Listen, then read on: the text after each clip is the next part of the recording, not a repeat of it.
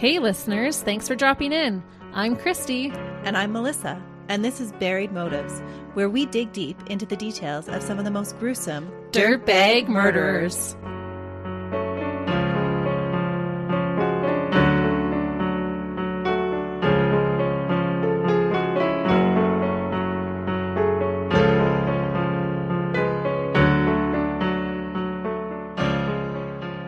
Hey listeners!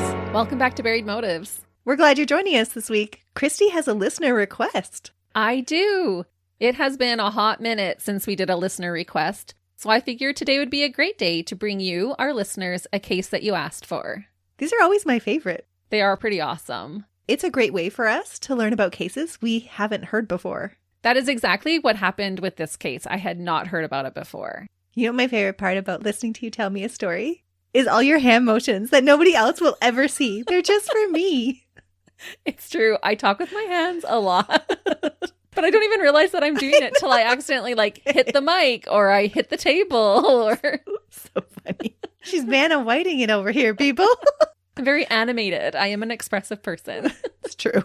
My facial expressions, all of that. If you hadn't picked that up from any of our episodes, I'm going to flip this table. Okay, I'm sorry. And this is me holding back. So. This is you trying to be censored. It is. So if we eventually get to live shows, beware, listeners. Which is hilarious because I have to censor myself and be like, but, it could have went down this way. And I'm like, here's a dirtbag.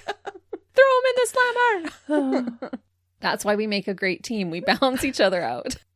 The listener who requested this case today is so great at interacting with us on our social media pages and will even send us a true crime meme from time to time. I am sure by our posts you can gather how much we love those.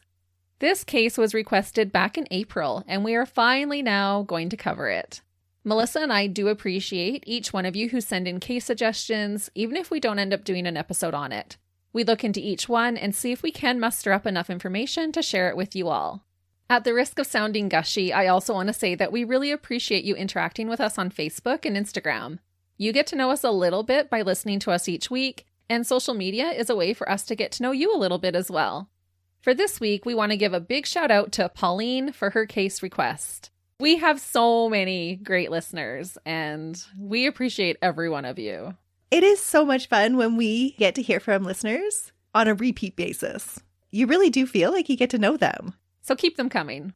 Today's dirtbag is a serial killer from Colorado, but surprisingly, he is not talked about very often. He is definitely a lesser-known killer, despite being so terrible. As I had mentioned, I actually hadn't heard about him until Pauline suggested this case. What I think Melissa will find interesting about this case is that it is a great example of how the development of DNA technology has grown to help solve cases that would have otherwise been left unsolved. You're going to my inner nerd today? I am. You're welcome. Melissa loves a confession case, but when you don't get that, sometimes the DNA evidence confesses for the dirtbag. Which is so awesome. It really is. I love the finality of it. You're going to like this case then. And because of this whole DNA thing, it makes it even more shocking to me that it wasn't more talked about. I find it shocking every time we come across a serial killer that isn't talked about. It's true. But we're talking about this particular dirtbag today. On April 19th, 1954, a dirtbag was born in Denver, Colorado. He was named Vincent Groves by his postman father and his school teacher mother. Vincent's parents provided him and his two younger brothers a really good life. The family lived in a yellow brick ranch house in a suburb of Wheat Ridge, which I believe is immediately west of Denver. Their house was on a corner that overlooked many other ranch-style homes and beautiful mature trees. I looked at pictures of this area, and it looks like a stunning landscape to live near. Wheat Ridge was considered to be upper middle class. People were not going hungry in this neighborhood. His family were involved with the Baptist church. His father was a deacon, and his mom played the organ for their congregation. Vincent was not abused and was given every opportunity to succeed in life, and he almost did. This case might be a cautionary tale about the importance of how you spend your time and who you choose to surround yourself with. It may make you consider how the people you hang around with can shape your path in life. What kind of friends did he have that are going to make him become a dirtbag? Well, you're going to find out pretty quick. But I do feel like if he didn't hang out in the areas that he did, maybe he wouldn't have become a dirtbag. You can tell me what you think when we get to it. Vincent was a student at Wheat Ridge High School. He was described as being athletically built and quite tall. He was well over 6 feet, making him the perfect physique to play basketball. And a fun fact, Dave Logan, who later became an American football player, I think a wide receiver, radio personality, and coach, went to school with Vincent. Both being athletes, it is possible that they might have run in the same circle of friends. This means nothing to me because I don't follow football, but I thought maybe some of our listeners might find that interesting. Vincent was the school's top player on the basketball team. In 1972, they made it to the finals of the state championship, and Vincent was coined the team's MVP. Needless to say, Vincent was super popular. He was even a prom king finalist. He was also on the student council. He was living what a lot of kids in high school can only dream about. Tall, muscular, top athlete with lots of friends. He did not have to go to school and worry about being bullied or worry how he was going to make it through the day. In 1972, Vincent graduated from high school. It was noted that he was the only Black person in his class. Immediately after graduating, Vincent enrolled at Coe College in Cedar Rapids, Iowa. There, he was able to continue to play ball while studying. Did he have it all going on academically too? He did. He had gotten into college. He was doing really well. He was even on the student council. Sounds like he's got a pretty good start going. He did. And when I got to this point in my research, I was thinking, how did this all go so wrong? Vincent had every opportunity to build a great life for himself. He came from a good home. He went to a good school. The world was really his oyster. What he decides to ultimately do with his life cannot be blamed on anyone but himself. Often with serial killers, we see common traits of things like child abuse and maybe head traumas to help us understand how a person becomes a dirtbag. Not to excuse it, but to help us see how it could happen. With Vincent, he had to actively choose to be a dirtbag, which I find extra terrifying. And fascinating. Yeah. How does somebody make that choice if you've got all your faculties and everything going for you? Yeah, that's what I mean. It is extra scary for me when we can't really explain how this happened. This is a normal guy who is living a really good life. Well, what it makes it seem like is that he had an absolute choice to do it, and he chose to do it. It wasn't like he was compelled or he didn't have the skills or the coping to not choose to do it. Or the family support, friends. He was having all those needs met, or so it would appear on the outside. That is really scary. Within the first 2 years of college, Vincent lost interest. He started skipping classes and ball practices. This behavior continued until he decided to just drop out completely in 1974. Did he get involved in drugs? He will. But not at this point? Not really. I don't know if he was getting bored and just was like, I don't really feel like going to class. I don't really want to go to practice. And he was just like, this college life is just really not for me. Seems like a big switch from his previous personality. It does. But things don't immediately turn sour.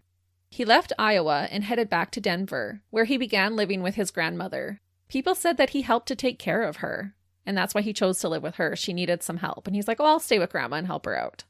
Vincent didn't want to be just a freeloader, so he got a job as an electrician at Gates Rubber Company. It was said that he stayed close to his parents.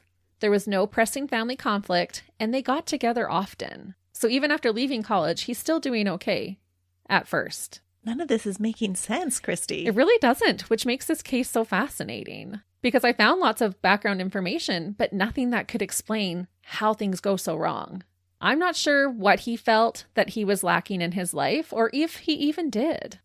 What we do know is that before long, Vincent started to enjoy the party lifestyle as a 20-year-old guy.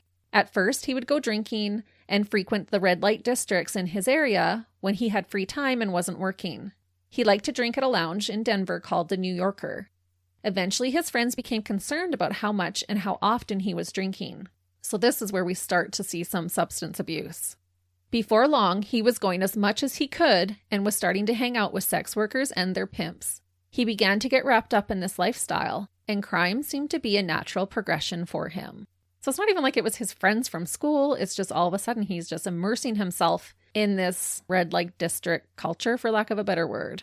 Was he floundering in life and just not knowing what to do next and just found himself wrapped up in this culture? I actually feel like I would have liked to have known what his IQ was, because I'm wondering if he just was getting bored with life. Hmm. You know how sometimes when kids are too smart for their own good, and I'm not saying that he was, I have no idea what his IQ was, but that's the only thing that my brain can kind of compute to maybe he was just getting bored and then quits college, gets this job as an electrician, but is still not filling that void. And so he's going to this nightlife that is exciting and brand new and different from anything he's ever seen. And that's why he was seeking out stimulants? Maybe. Just a thought. I have no idea. Right. It just seems like such a big switch from his early life. It absolutely is. It feels like it's a 180 turn in life for him. I can only imagine how shocked those who knew him in school would be to later learn that he became a serial killer for the span of a decade, 1978 to 1988. It is actually believed to be the longest running serial killing spree for the Denver area. Again, how do we not know about this guy? Listeners, I'm actually really curious if any of you have already heard about this case. Good find, Pauline. And we're going to take a big leap here now. Vincent must have thought it was so cool to be a pimp, because at the end of 1977, at the age of 23, he decided he wanted to be one. He preyed on a young girl of only 17 years, Jeanette Baca. He somehow convinced her to work for him. This makes my stomach turn. She was a child, and he wanted to profit off her body. It is interesting, though, that you brought up that question about his IQ, because here you see he's manipulating someone else and has the ability to do that, which would suggest a higher IQ. Exactly. And I do mention this later on, but the police actually comment about how he was able to coax and manipulate. I'm not sure if this girl was already on the streets or if Vincent had a relationship of some sort with her prior and talked her into working for him. I also don't know if he had other people working for him as well. I did go down a little bit of a rabbit hole in studies regarding the relationship between a pimp and the sex workers they have working for them, because I kind of wanted to understand, how does this happen? I'm actually so glad you did, because I need to understand that more. How does somebody allow somebody else to collect income from them doing work? Well, I think it's the promise of, oh, I'll protect you, you're not on your own. This rabbit hole was heartbreaking, and I don't have time to share everything that I learned. But what I did learn was that some women do become sex workers because that is what they want to do. But this seems to be a rare occurrence. Conditions that lead young women down this path are typically not good ones. It's more of a desperation thing most times, right? It is. And I read that some girls have reportedly started sex work as young as age 10. What? That is heartbreaking. They feel at that age that there's no other help or options available for them. Right. What has happened in their first 10 years of their life to have them in that situation? There was a study conducted in 1994 that found that 85% of sex workers are raped by their pimps. This statistic was cited in 2016, so I don't believe it has been updated since then. I feel like so much more research can go into studies like these.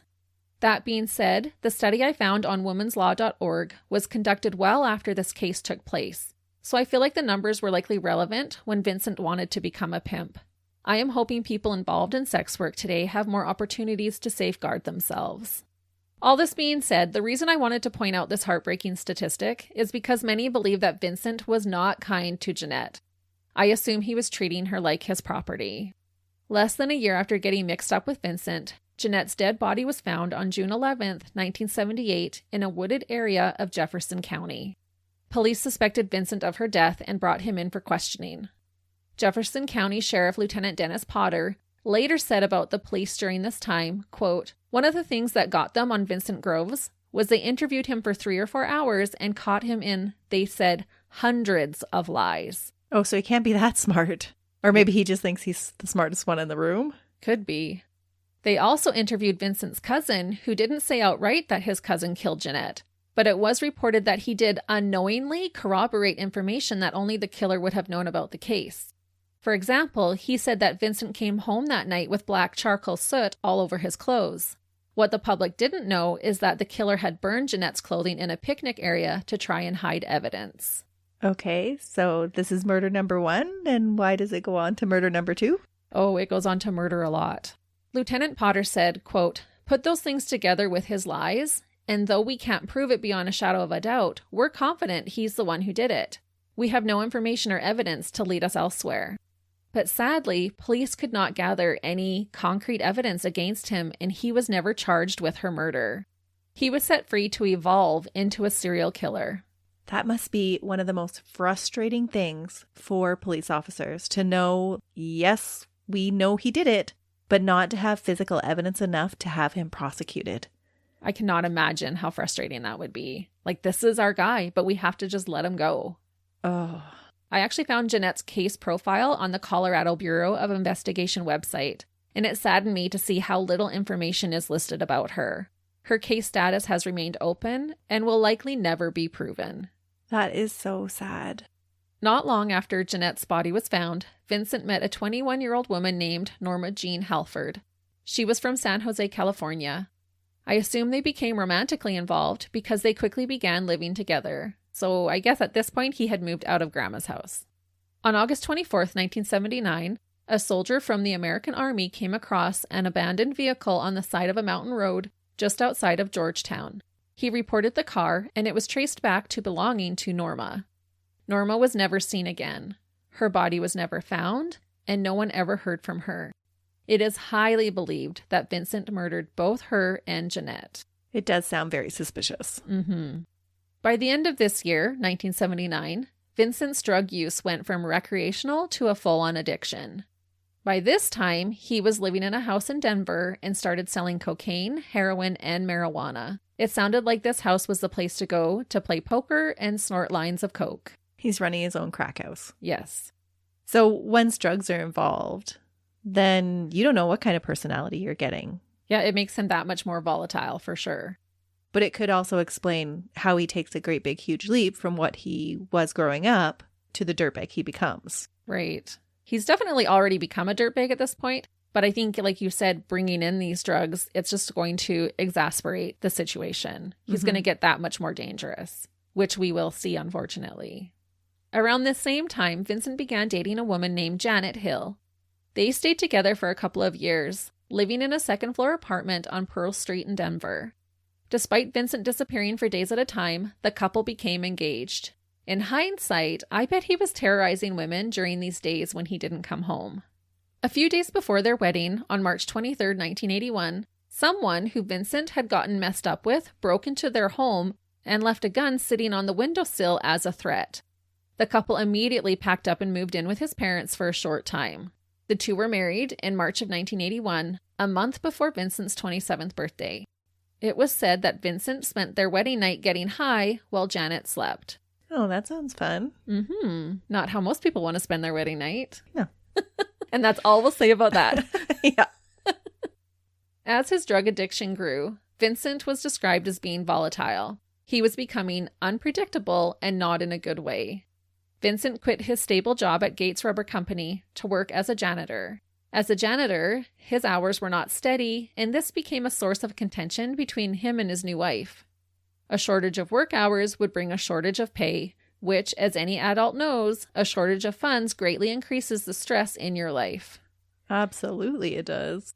But right after I wrote this, I thought to myself, you know what else would be stressful? Being married to a dirtbag like Vincent.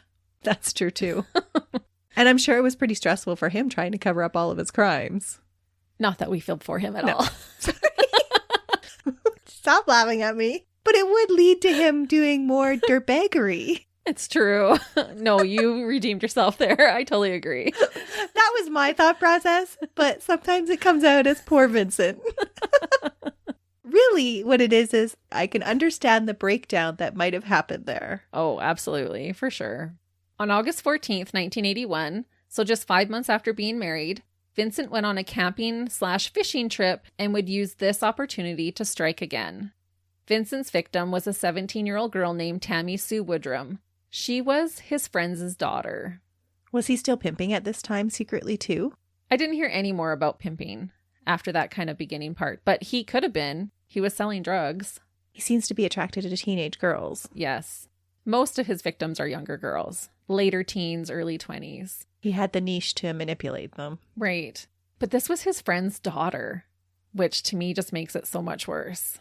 That is awful. Because there's that level of trust that is now being broken. Right. And he goes on to murder for quite some time, so he wasn't caught right away. So can you imagine him consoling his friend afterwards? Yeah. I'm envisioning him still having a relationship with that friend after this child's death. I don't know how long that actually lasted. Oh, okay. Yeah. And I'll explain it all right now. Vincent had planned a camping trip to do some fishing with these two friends and their daughter Tammy. He had been fighting with his wife because she wanted to come along too. Vincent told her that she was not allowed to come with him and took off in their camper truck, leaving his wife alone for the night. What a dirtbag! Yeah, this to me shouts premeditation. He didn't want his wife there so that he could do what he wanted to do. But his other friends are there. Yeah, and their daughter, but I feel like he knew right from the beginning what he wanted to do to Tammy. The next day, he returned home and Janet was at their house. She had called into work sick. Vincent told her to get inside the truck. He drove her out of town and broke down crying. He told his wife that on the way to the camping trip, he stopped and picked up Tammy. He said that the two of them went to Boulder to purchase cocaine. He said he then drove towards Fraser, which was about 90 miles away, and then pulled off onto the side of the road. Vincent claimed that Tammy got out of control shooting up cocaine and had died from an overdose. When Janet asked him where the young girl was, he told her she was inside the camper. It was one of those camper things that attached to the bed of a truck. So he's like, she's here. She's in the truck. Where are her parents that he was supposed to be camping with? I don't know. I couldn't find any reports that talked about the parents. I'm assuming the parents thought they just didn't show up. Okay. And they're hanging out with a known drug addict. And so maybe there's some history there too. Could be. Okay. After this quote-unquote confession, Vincent's wife Janet convinced him to go to the police and tell them what had happened. And surprisingly, Vincent listened to Janet and went to the police to tell them about Tammy's death. One report said he brought her body to the police station in his camper. Okay, how can he murder any more people after this? That is the million-dollar question. He should not have been able to after this. It is not clear if Janet knew that her husband killed this young girl or if she believed it was accidental and just wanted him to do the right thing. Either way, good for her for convincing him to turn himself in. Thankfully, an autopsy was performed on Tammy, the results of which did not corroborate Vincent's overdose story. Tammy had 0 traces of drugs in her system when she died. She did not overdose like he said. It was clear she had been murdered. She had been brutally beaten, raped, and then strangled to death. Marks on her body matched markings on Vincent's belt. Reading this stirred up that deep down anger for me. What a dirtbag. Knowing that he had whipped her basically with his belt. I am still trying to figure out how he goes on to murder other people. This seems like a slam dunk, you're in jail, buddy, now. Yeah, it should have been. Police charged Vincent with second-degree murder, and a year later, in the summer of 1982, he was found guilty of the charge and sentenced to 12 years behind bars. Janet did what most women hopefully would do in this situation and divorced her disgusting husband. Apparently, she visited him in jail, wanting to hear from his own lips what he had done, but he refused to admit to what he did. While incarcerated, Vincent finished his college courses and participated in multiple sex offender rehabilitation programs. It's sad, but those programs do not have a great success rate, especially ones from the 70s. I was just going to say, and who knows all these years ago, how good they were. So was he high when he did this? Well, I'm assuming that he was. He seemed to have a full-on drug addiction at this point. Why only second-degree murder? In my mind, it's premeditated. He didn't want his wife to come. He picked up Tammy without her parents. I think he planned this. I don't know that they could prove that he had planned it. And when you say how can he go on to continue to murder more people, this is how. Despite being sentenced to 12 years, Vincent was released from prison on parole only 5.5 years after taking the life of a child. No way. On February 13th, 1987, he again was set free to carry on murdering more women. But this isn't even his first run-in with the law about murder. No, it's his first conviction. 12 years isn't even enough for what he did to Tammy. And then to let him out after 5.5 years, basically all he got to do was finish his college courses in there. And then he's like, okay, I'm good to go. That is crazy. Yeah. It's so frustrating when we see a killer be released early, not even serving half of his sentence, when authorities knew he was capable of rape and murder. I've said it before, but if you were on a parole board and you would not feel comfortable leaving your wife, sister, child, or any other person you care about alone in a room for the night with the person you are granting parole, perhaps they should not be let out. Perhaps their second chance does not mean more than another person's life. I'm not saying I don't believe in rehabilitation, just that we see this happen way too often. And it infuriates me. It is just so sad. Yeah. Because, we'll give him a second chance. He went through all this rehabilitation. 5.5 years is good. So you're saying his second chance is worth more than all these other women that he's going to go on to continue killing. Yeah, that's a good way to look at it, Christy. It's ludicrous to me. It puts it in perspective. Right. And I don't believe that any one of those people on the parole board would feel comfortable leaving their loved one with him for a night. No, not at all. And were the police's suspicions about Jeanette's murder? Were they entered into his parole hearing or his court hearing at all? No, I don't believe so. Not in this trial. Because you can't bring up prior offenses. He wasn't even officially charged with that murder. He was only interrogated. But they knew he did it. They did. Yeah, it's very frustrating. We're going to see that later come in, where they will talk about some of the prior offenses that weren't proven. They finally are like, oh, hey, maybe we should do this. But I don't believe it happened in this trial or this parole hearing. And I know there's probably a legal reason why they can't do that, but I just don't understand the legal system enough to understand why previous suspicions can't be entered in. Right. I'm sure there's a good reason, but this case does not show that reason. No, this case should be studied as to why we need certain protocol in place, in my opinion. It just doesn't seem right. I don't understand the legalese of it. No, especially like back in the 70s. I don't know. And I'm sure things have changed a little bit, but I can on one hand see how if you've not even been charged of a murder, you can't just like throw that up. Right. But when we know that he's done these things, it's so frustrating. But at the time, they couldn't prove it, and so you can't bring it up. Right. But his next trial, they do. They bring in some of these cases that weren't proven. What was he doing in prison that convinced them? He got his college degree. He did all those rehabilitation programs. He's doing great. He got a free education. What else are you going to do in jail other than do those things? It's not like you got other options. Well, he could be attacking other prisoners. He could be dealing drugs. I'm sure there's some rotten things he could be doing in jail. It's not all kumbaya, Melissa. You got loads of time on your hand. Why wouldn't you sit and learn? I know it might feel like it, but it's not a retreat. Or at least it shouldn't be. However, it would only take a mere month after his parole release for Vincent to attempt to take another life. Upon his release, Vincent moved back in with his parents in Denver. And a little side note, this would be hard as a parent. I cannot fathom how they felt. Where does your loyalty end? Would you want your rapist, murdering, adult loser son living with you? I don't know. It's still your child. I know. I don't know. I cannot say at all because hopefully I'll never have to be put in that situation. And I don't think you know until you are. Well, you don't have any sons, so you won't be. Right. That would be so hard as a parent. Yeah, you have 2 sons. How would you feel? Yeah, I don't know. Most of us just can't even fathom it, and for good reason. Vincent's parents did their best to support their son. I assume they were hopeful he had changed.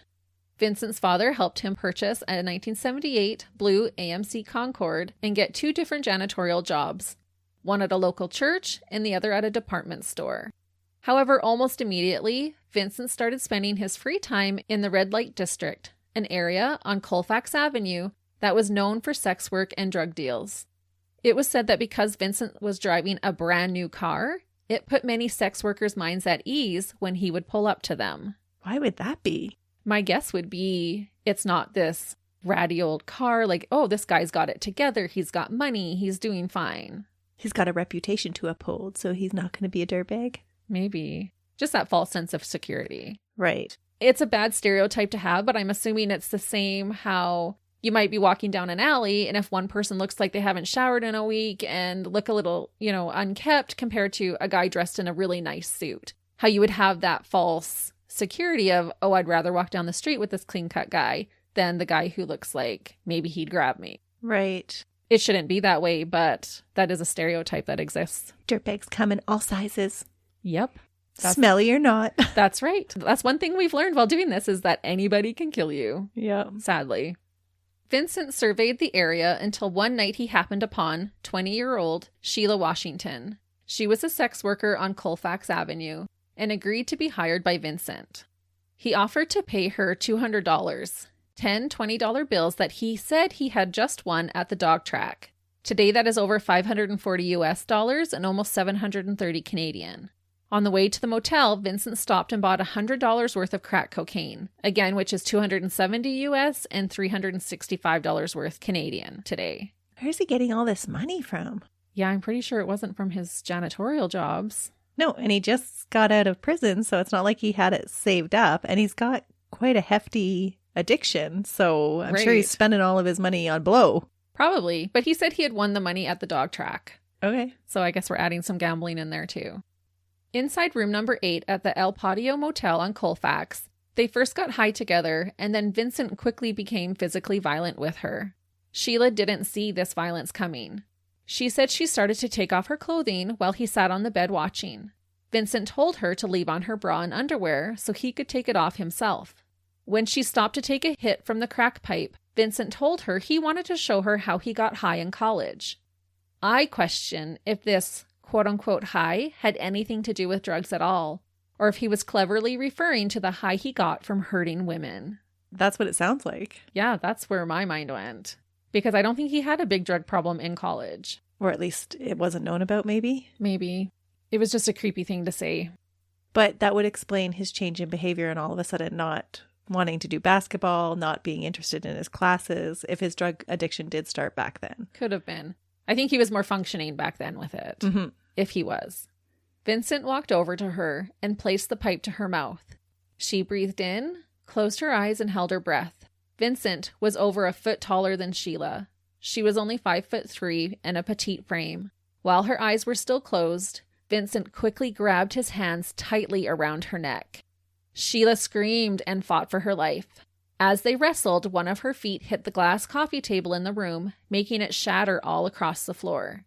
Thankfully, a man in the next room, room 10, heard the commotion and intervened, ultimately saving Sheila's life. What a good bystander. Oh, I can't even believe it. Not many would do that. No. And thank goodness she hit that glass table. I think that's what he heard. Sheila said she could feel herself losing consciousness. She felt her body go limp, and then everything went dark. This man from room 10 said that he had to kick the door open. When he did, he saw Vincent, who was half naked, standing over top of Sheila. Vincent quickly grabbed his pants and made a run for it. Unfortunately, Vincent was able to flee the scene before anyone could stop him. It took Sheila a week to gather enough courage to go to the police. She never knew the name of her attacker and could only give police a description of him and his car. However, this was not enough information for police to apparently make the connection that this was the rapist that had barely been paroled. Over a year later, in August of 1988, Sheila spotted Vincent's car. The sight of it must have haunted her because when she saw it, she knew it was him. She immediately reported her finding to the police. What is so mind-blowing to me is that during the same time, police were actively investigating Vincent in connection with over 20 murders in the Denver area. No way. Yes. For many of these cases, he had been reported as the last person the victims were seen alive with. All were women or girls who had been strangled. Police knew that he frequented Colfax Avenue and was frequently hanging around pimps, sex workers, and drug dealers. Wouldn't all of that been a violation of his parole? That's exactly what I have written next. I question how he was not thrown back in the slammer for any number of parole violations. And they knew him by name. It wasn't like, oh, this guy that looks like him. No, he was a top suspect in 20 murder investigations that were currently going on. Okay, so I am going to go back to my question about when you suspect that many murders by one person, why can you not put them all together and be like, okay, there has to be something here. If he's a suspect for 20 different murders? Right. How can he be the last person that all these women were seen with and not have murdered them? Yeah. After Sheila identified his vehicle, Vincent, now 34 years old, was finally arrested on September 1st, 1988, near the corner of South Colorado Boulevard and East Mexico Avenue, and hauled in for questioning. She had reported her attack, and then she was able to identify him, and so that's why they're calling him into question, for her attack. For her attack, yes. She had reported the attack a week after it had happened. They couldn't really do much with it. And a year later, she saw his car. I'm assuming she wrote down his license plate and called the police. Okay. And they're like, oh, we know this guy. He's our suspect for 20 other murder cases. So, of course, they're going to go pick him up. Mm-hmm. To no surprise, he denied having anything to do with any murders. It doesn't seem like he takes a lot of responsibility for anything. And so I'm wondering, in that charmed childhood that he led, was he ever held accountable to anything? I don't know. That is a really good point. Because even getting out for murdering a 17-year-old girl, his parents bought him a car and helped him get a job and were supporting him for a while. Yeah. And so does he just feel like he's invincible and owed everything because he's never been held accountable his whole life? Could be. Everything just kind of came easy to him? Yep. And he never expresses any remorse. He doesn't admit it. He's that kind of dirtbag. Narcissistic. Mm-hmm. Absolutely. Those are the dirtbags to hate. They are. Well, and even to be 23 years old, hanging around in these red light districts and being like, oh, I want that. I want to be a pimp. I want to be in control of a girl. I want to make easy money. That takes a special kind of mindset. Yeah, it does. And it kind of builds into that view of, oh, well, I want something so I can have it. Right. I'll take whatever I want. Because it's owed to me. Even if it's my friend's 17-year-old daughter. Ugh. He's disgusting. Because he was a paroled murderer, his bail was set at $1 million. Today, that is 2.6 million US and over 3.5 million Canadian. Needless to say, no one bailed him out, and he was given a public defender. He was held at the Douglas County Jail. So his parents didn't bail him out? I don't think they had $2.6 million to. Oh, so it wasn't a choice that they just couldn't or they wouldn't? That I don't know. Okay. Like, that's 3.5 million Canadian who has that, where they can just bail out their kid. They were upper middle class, not upper class. Gotcha. Police searched his vehicle and home, and despite finding some hairs, they were not able to come up with any concrete evidence against him. They took blood samples from him, his parents, his ex-wife Janet, and other close acquaintances of his. Because they could not find any hard evidence against him, Vincent was only charged with assaulting Sheila. No. Yes. And Vincent retaliated against this charge in the most dirtbaggish way imaginable. He threw her character under the bus. Yep. He decided to sue his victim. That is wild. Vincent, this tall, athletic guy, claimed that he was acting in self-defense against Sheila. Wasn't she unconscious on the bed when the guy came in? Yep. He said that after he had hired her, she stole $1,600 from him, which today is over $4,300 US and almost 6,000 Canadian. He continued to say that after stealing his money, Sheila tried to assault him physically, so he had to defend himself. To which I say there is a big difference between defending yourself and beating up and almost strangling a woman to death. If the other motel patron did not show up, I am certain he would have killed her. Sheila was a known drug addict and had been charged with possession of cocaine at the time of her assault, and had served 3 years in prison prior for drug charges. Vincent's defense, of course, used this against her. And I just have to say, if you're a defense lawyer and you blame the victim in a case like this, you're a slimeball. I wonder, though, if it was Vincent that came up with that argument all by himself. If he has this higher intelligence, and we've seen he can manipulate people. Oh, yeah. And he totally does in this situation. Wow. And even to hear that she got a drug charge for possession of cocaine when she went to the police to tell about her attack, that's just terrible. Mm-hmm. Oh, we're not going to help you, honey, but here's a drug charge. Sorry, you almost died. Unfortunately, the defense's tactic worked, and on February 16th, 1989, Vincent was acquitted of his assault charges against Sheila. It only took the jury 90 minutes to come to this decision. He must have had such a good lawyer. Yeah. And again, because he's acquitted, now this isn't going to go on his record either. Nope. We do not like to hate on police or the legal system or any of that type of thing, but oh man, did they drop the ball with this case. I feel like this case is a prime example of why dirtbags often target sex workers, because they are fully aware that often this type of victim will not be considered as important as perhaps someone else might be. A drug addict and sex worker or not, Sheila deserved justice. Absolutely, she did. If this was a judge's wife, would she have been treated the same? I don't think so. No. That being said, this time, Vincent would not be given another free pass to carry on destroying lives. This time, his DNA would bite him in the butt. police had taken a blood sample from him. Vincent's DNA pattern matched DNA found at other crime scenes. Just remember, though, that DNA evidence was just in its infancy at this time. I believe it had only been a thing for about 2 years at this point. Yeah, I think at this time, what they were looking at was they would shoot the DNA through a really gel-like substance, and then you would see a pattern evolve of ups and downs, and then you overlay it and see, okay, if this matches this one, this matches this, then we have our guy. Exactly, and that's how it was referred to, was DNA patterns. And thank goodness that this technology had come about. Because first, Vincent was linked to the murder of a 19-year-old woman named Juanita Lovato, or Becky as her friends called her. She was found dead and naked in a field in a rural area near Strasburg, east of Denver, on April 29, 1988, just months before his arrest. Second, he was now tied to the murder of Diane Montoya Mancera, a 25-year-old woman who had been found dead in Adams County, which is near the I-25 west of Denver.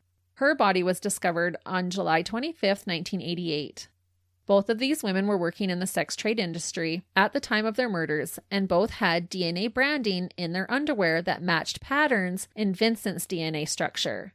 These two murder cases would be pioneers in using DNA technology to help solve a murder in Denver. That is fascinating. Mm-hmm. And what a relief that must have been for the police to be like, okay, we know that he did this. All of these crimes, they're investigating him for so many, and finally, there's some concrete evidence. I always find it so fascinating how new evidence techniques evolve into actually processing a crime scene. For sure. And I feel like we kind of forget that this had to start somewhere. And so even though they have this DNA evidence, it's not being used or collected or examined the same way that we do today. Right. This is definitely still in the infancy of that. Vincent was put on trial for both Juanita's and Diane's deaths. In 1990, he was found guilty of both. For Juanita, he was found guilty and was given a life sentence. A month later, he was extradited to Adams County for Diane's trial. Diane's autopsy indicated that she had been strangled, sexually assaulted, and had cocaine in her system at the time of her death. A witness testified that they saw Diane getting into a car matching Vincent's on the night of her murder while she was working. Another witness stated that Vincent had bragged to him that he had choked Diane to death after she tried to steal his drugs. A pendant matching one worn by Diane was found inside Vincent's car, but could not be proven that it was hers. That seems like a slam dunk case against him. Mm-hmm. Vincent denied the charges against him, but admitted to picking up sex workers on Colfax Avenue several times a month. He said that if police found any of the women's hairs in his vehicle, it was because he had hired their services. He said he would give the women money and take them to purchase drugs before having sex with them in his car. He was found guilty of second-degree murder for Diane's death and was sentenced to another 20 years behind bars. During Diane's trial, prosecutors presented evidence and testimonies incriminating Vincent in the deaths of 8 additional women. So here you go. Here's where those other cases that haven't been solved are coming into the trials. Vincent had a clear MO. He often targeted sex workers whom he could rape and then strangle. However, at this time, he was not charged with any of the other murders. Not yet. The number of murders that could be connected to Vincent continued to grow. When police looked at the timeline of unsolved female murders in Denver with that type of cause of death, they noticed something very interesting. We know that Vincent murdered for at least a 10-year span, 1978 to 1988. What was interesting was that when authorities looked at the murder victims with similar MOs, there were 0 unsolved murders between 1982 and 1987, while Vincent was incarcerated for his first murder charge. And spoiler alert, they stopped again after he was arrested in 1988. I don't think that's coincidental. And it just rubs in that point. If he were never released, all of those other women would still be alive. Exactly.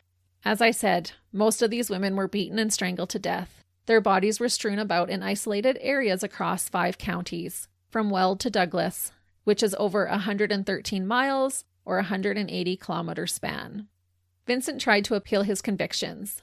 On December 24, 1992, he was denied a rehearing, and on July 6, 1993, he was denied a certiorari, which is to have a higher court review his case. Because of his appeals, I was able to find a court document that gave information that was used regarding the other connected victims against him during his trials. Because he was saying this was unjust, He also argued that because the victims had different racial backgrounds, it disproved a modus operandi. This document protected the victims' names, but I will share with you the summaries of 3 of the cases they used to establish a pattern with him. So these are the cases that aren't proven, but like we were talking about, should have been used. The first woman was said to be one of Vincent's ex-girlfriends from 1981. He admitted to killing her, but said he had strangled her after having sex because they were high on cocaine. So he was kind of like, oh yeah, it was an accident. And I just have to say that doesn't make it okay, sir. Not that I even believe that it was accidental. The second woman was described as being young. She had survived a sexual assault by Vincent and testified at his trial. She said that she was hitchhiking and he assumed she was a sex worker when he picked her up on East Colfax Avenue. She said she agreed to go and have a drink with him in his vehicle. He drove them to a secluded area by the airport and parked the vehicle. According to testimony, Vincent pulled out a knife and threatened to kill this woman and gag her with his socks. He then proceeded to try and rape her. This woman was able to escape the vehicle and run to a nearby car for help. These people were able to record his license plate number. She reported the assault to the police and identified Vincent as her attacker. Police inspected his car and found open alcohol, women's underwear, 2 knives, and a piece of electrical cord that had a slip knot tied on one end of it. Vincent again tried to explain away his heinous actions. He said that he did pick up this girl to have sex with her, but denied any of the assault allegations. He was never held responsible for this crime because at the time, the victim did not show up to court. So I am glad she got to use her voice and tell her story later in court against this gross man. The third, quote-unquote, transaction, as the court document worded it, was regarding a homicide in 1988, the same year he was arrested. On the night of her murder, this woman was at a friend's house having drinks. It was said that she became intoxicated and had a fight with her boyfriend. Angry from the fight, she stormed out of the house. Her dead body was found the next morning in Douglas County. She had been strangled to death. Semen was collected off of this woman's underwear and was determined to be Vincent's, with odds against his misidentification being 8.4 billion to 1. There was a car oil stain on the pavement next to where her body was discovered, and it was determined that Vincent's car did have an oil leak during that time. However, it could not be matched to his vehicle. No other incriminating evidence was found. Vincent argued that because he was not convicted of these crimes, they shouldn't have been allowed to be used against him in court, stating that they hurt his character during his trial. He also argued that the DNA evidence may not have been tested correctly since this technology was so new. The prosecution argued that it established a pattern. Vincent made claims in his appeals that definitely make you roll your eyes. Things like they could not prove that he knew these women, even though his semen was collected from a vaginal swab. I won't go into all the details, but I am grateful that he was denied his appeals. This man should never have been on the streets to commit these assaults and murders in the first place. Vincent remained behind bars in Denver, Colorado until his death. Like a true monster, he died on Halloween, October 31st, 1996, at the age of 42. He died in the prison hospital due to complications with hepatitis C and liver failure. That's not surprising. On his deathbed, authorities urged him to please finally admit to all of the murders he had committed. The dirtbag refused. He could have given so many families closure, but he chose not to, and he only served 8 years in prison before his death. However, this is not the end of Vincent's story. More of his murders would be proven years after his passing. 16 years after his death, and 24 years after his final arrest, Vincent Darrell Groves once again made newspaper headlines. The Denver District Attorney's Office announced in February of 2012 that they had solved 4 cold cases connecting to Vincent. In 2010, the cold case team was granted federal funding to review 250 cases that remained unsolved between the years of 1970 and 1984. 266 cases were actually reopened, and 600 postmortem kits were sorted through. DNA is amazing. I love it. And it just reiterates how important these cold cases are to reopen. DNA evidence collected from vaginal swabs, blood, and hair samples were able to help prove that Vincent murdered the following women. Emma Jennifer was only 25 years old when she was found raped and strangled to death in her bathtub in March of 1979. She rented an apartment in Cherry Creek on the 100 block of Garfield Street and was employed by Warner Brothers Distribution. When first discovered, police found a radio in the bathtub with her body. It is believed that Vincent threw the radio into the tub as an attempt to make his crime look like Emma had killed herself through electrocution. So this is one of his original ones. It's an early one. Yep. Police found a blue nightgown placed nicely across her bed. The sink was filled with glasses of water, and the living room TV was left on. And I always feel like finding signs of life like this must be so eerie for those who are called on scene. I can't imagine inspecting a murder scene with a game show or sitcom playing in the background. That would be eerie. Yeah. The safety chain on Emma's front door was dangling, suggesting she had unlocked it. Police originally suspected her on-again, off-again boyfriend of the crime, but never found any real evidence against him. He went by the name Hook and was a violent drunk who belonged to a motorcycle gang and couldn't keep a steady job. Emma had once told a friend that if anything had happened to her, it would probably be Hook. He failed a polygraph test when interrogated, so you can see how police would have thought this was their guy. Finally, 33 years after her death, her murder was solved. Thank goodness police had collected and preserved DNA evidence from her body and crime scene. Those officers likely had no idea just how important that would later become. This was before DNA technology was really developed and well before there was such a thing as CODIS. It is amazing to me that they had the forethought to collect DNA, even though they didn't even know what it was going to be used for. We have this evidence. We know we needed to collect it. Yeah, it's amazing. Thank goodness. Joyce Ramey was 23 years old when her body was found in an industrial park near East 56th Avenue and Havana Street, which is just east of Stapleton International Airport, on July 4th, 1979.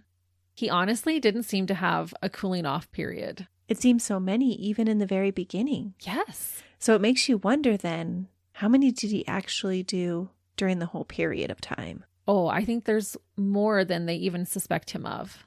Joyce was suspected to be a sex worker, and Vincent was said to be the last person to be seen with her. Like the others, she was sexually assaulted and strangled to death. She was found with her hands above her head and her legs spread apart, I am sure as a final way to humiliate her. Her body was covered in bruises and abrasions. They were all over her calves, her back, her neck, her hip, and the right side of her bum. The back of her head was soaked in blood. It was evident that Joyce fought desperately for her life. It was noted that a white metal ring with a blue stone was left on her ring finger. Joyce was white, which was not the norm for Vincent's victims, and was one of his arguing points. Serial killers often murder within their own race. Joyce's family were not surprised to learn that Vincent was the man who took their loved one away from them, but they were relieved to finally get confirmation. They had suspected him all along? Mm-hmm. The next murder to be solved was that of a 20-year-old woman named Peggy Cuff. She worked at a bank or collection agency in Denver and was missing after one of her shifts. Her body was found in an alley in the 1500 block of South Ogden Street on November 3rd, 1979. So again, this is an earlier one.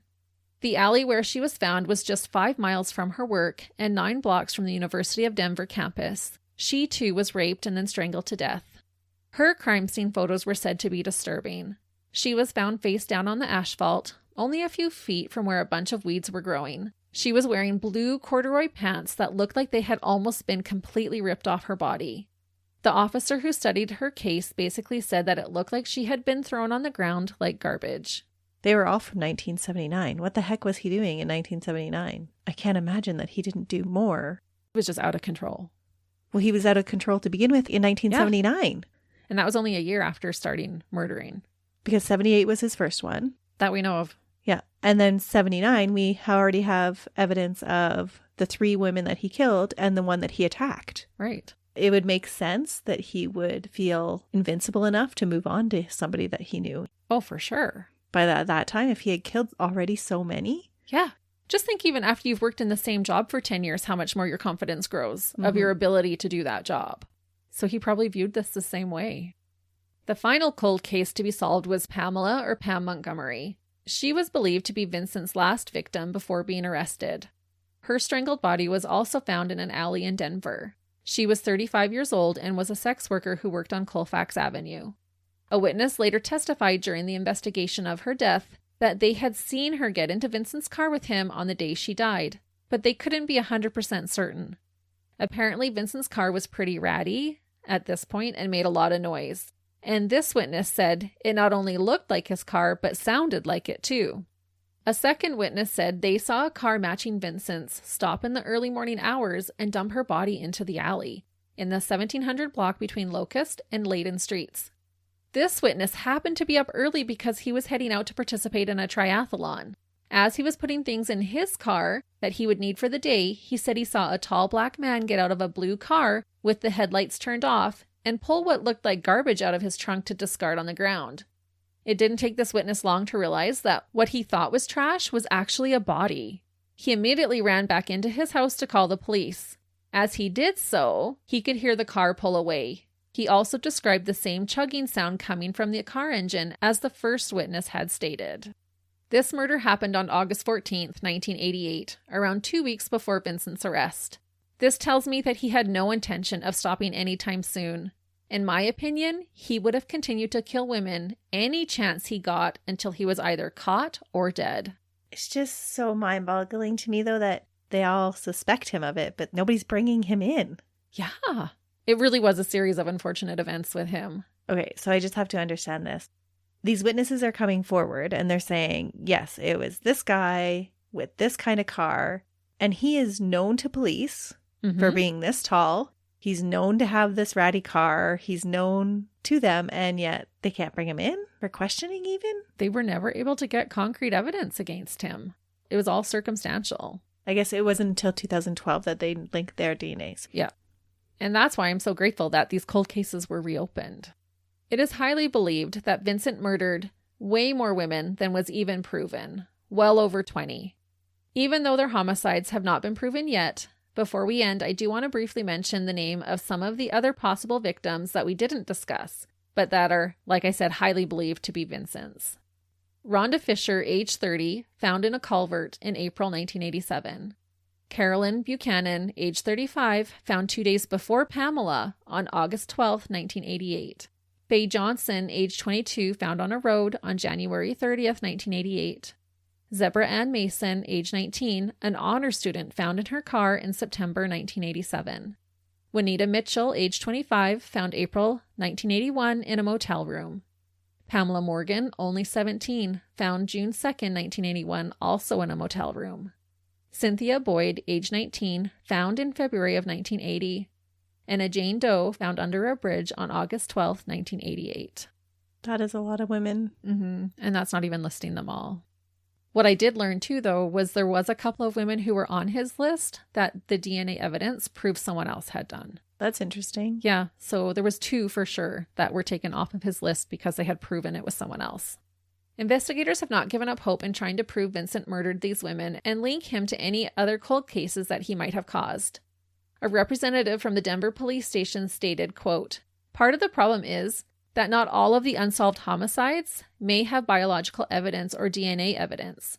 So we want to strike a balance when it comes to holding out hope for some families that still have a loved one who is a victim of an unsolved homicide. We would not want to offer false hope to people who are still waiting for answers. But at the same time, what Mr. Groves did was so prolific. He was indeed a serial killer. I feel like this is extra scary when there is little to no explanation as to why someone becomes a murderer, and not just any murderer, possibly Denver's most prolific serial killer.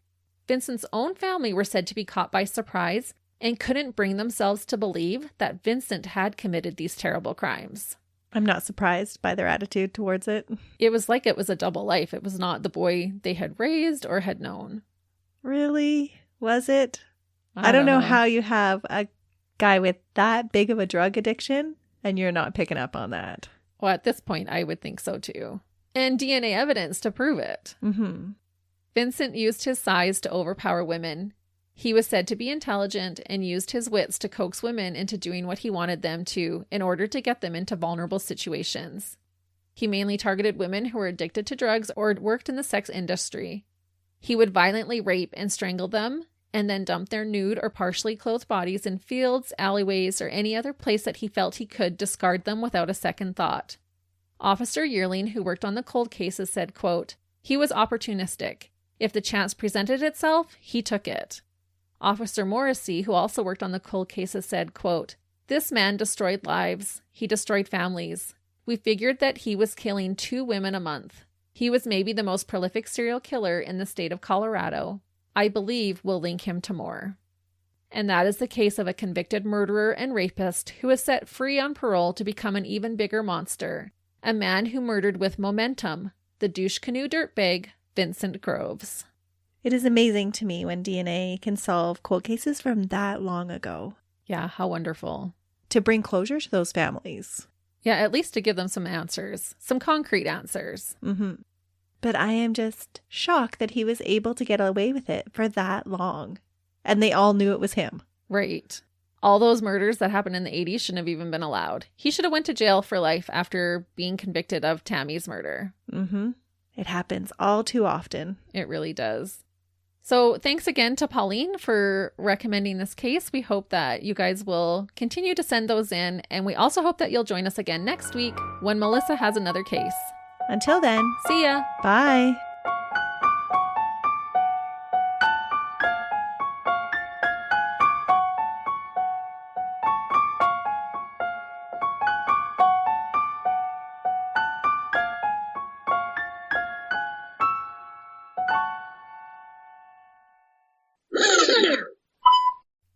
You can't use any of that. No. Point in my research, I was thinking, why There's do I the choke click. myself sometimes? It's me choking on my breath. See, I hit my... She's talking with her hands again. But I feel like I can talk better if I can use my hands. It's hard. And poor Vincent. I'm not saying poor Vincent. I am saying that. How hard it is to cover up a murder? No. And then he doesn't have money? I am saying that his increase in stress load would have decreased his ability to make rational thoughts and choices, thus leading to his more... No wonder my anxiety is through the roof. Oh no, it's the podcast. I've broken you. I liked my way of putting it, Christy. Isn't so out there in your face. Anybody can be a dirtbag. Anybody can kill you. That's our different personalities coming through. We don't sugarcoat things here on Buried Motives. One of us doesn't.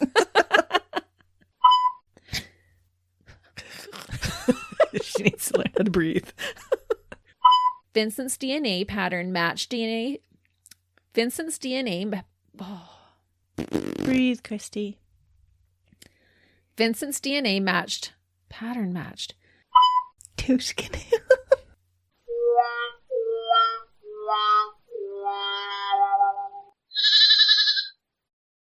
Another Sound Off Media Company podcast.